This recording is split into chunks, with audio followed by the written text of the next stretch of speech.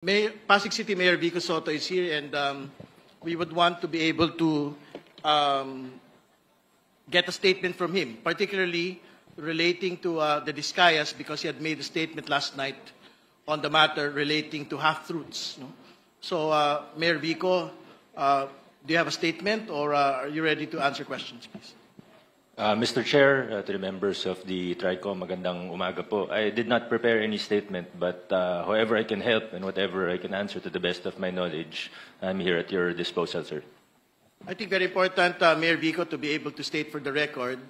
Of course, the Discayas have been operating in Pasig City for the longest time. No? Do you have information as to how they had operated in the city as city contractors? And second, whether you had been able to monitor their rise as top contractors as far back as the Aquino administration to date? Mr. Chair, pumasok po ako sa politika 2016 na po. I ran for councilor in 2016 and for mayor in 2019. Pagpasok ko sa politika, medyo kilala na po sila, mga Discaya, lalo na yung construction firm nila na St. Gerard Construction. Na ito na nga po yung ginamit rin nila na para bang political party na rin, lalo na noong 2025 na halalan, itong nakaraang halalan.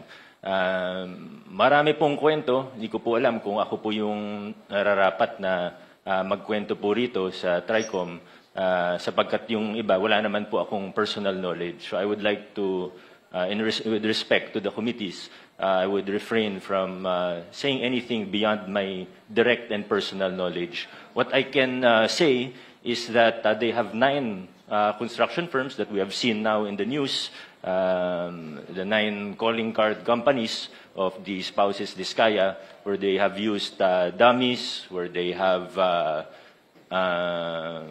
become huge contractors, and all of these 9 companies are based in Pasig. Mr. Discaya has been recently convicted of 2 counts of... Again, with regard to the question of the chair, kahit nung mayor na ako, naungontrata pa rin sila sa LGU. Kasi pinapatupad po namin sa Pasig ay strict adherence to the law, which is open and public bidding. So pag nagko-qualify po sila mula 2019, hindi po namin hinaharangan, may mga project po sila sa City Government of Pasig. Hindi naman siguro kalakihan na project, pero meron po silang projects with the city, and we have observed with the DPWH, palaki ng palaki yung mga project nila.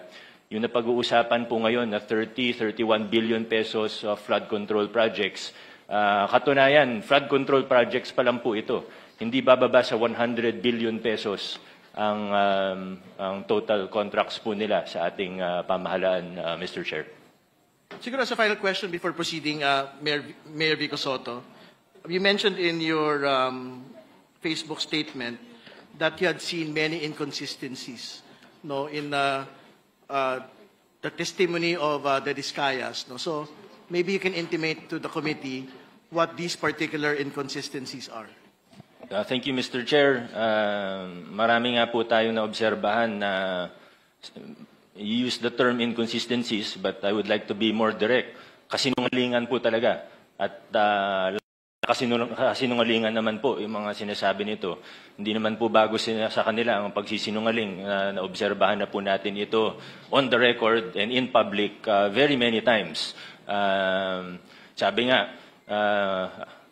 dito sa kaso na ito, ang sinungaling ay asawa ng magnanakaw.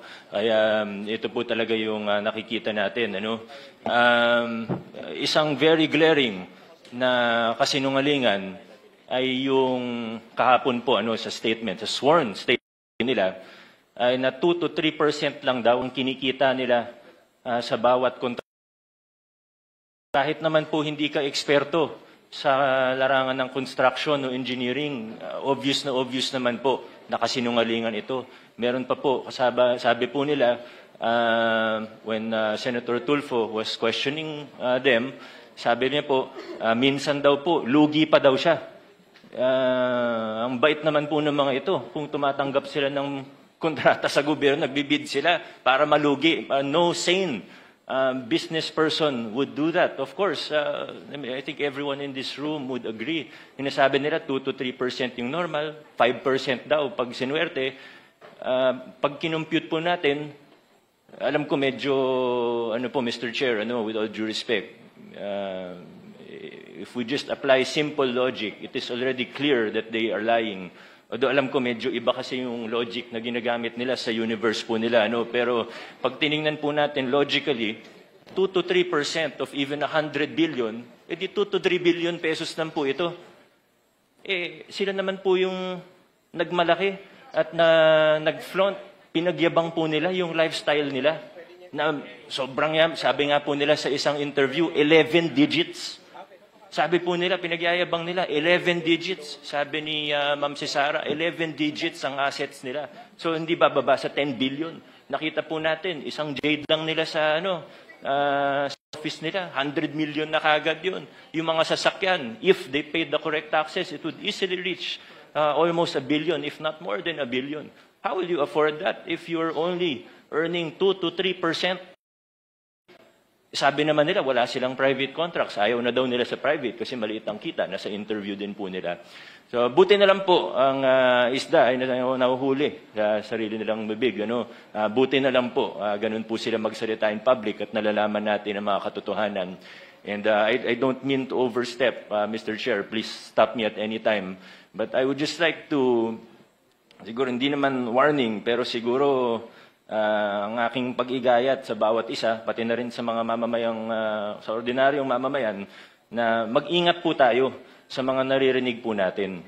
Alam naman po ng lahat ng tao sa kwarto na ito na may guilty na senador, may guilty na congressman, may guilty na DPWH officials, may guilty na contractor at maaaring sa iba pang ahensya ng pamahalaan. Pero sa puntong ito, nakikita po natin, hindi lang sila basta naglalaglagan, gusto nila magulo ang kwento. Gusto nila lituhin tayo. Gusto nila na hindi na natin malalaman kung ano totoo para eventually mawawala na lang na parang bula. Magkakalituhan na tayo, hindi na natin malalaman kung anong totoo sa hindi. Magbabanggit na lang ng kung ano, na wala naman silang pruweba o ebidensya. Sa mga pangalan na nabanggit niya po kahapon, naniniwala ako may iba doon, totoo. Pero hindi tayo they have to present evidence, of course. And I think we really have to be careful because in our experience with them, in my experience with them, Mr. Chair, these are people who are really capable of lying without batting an eyelash. So we have to be very careful in how we proceed. Thank you, Mr. Chair.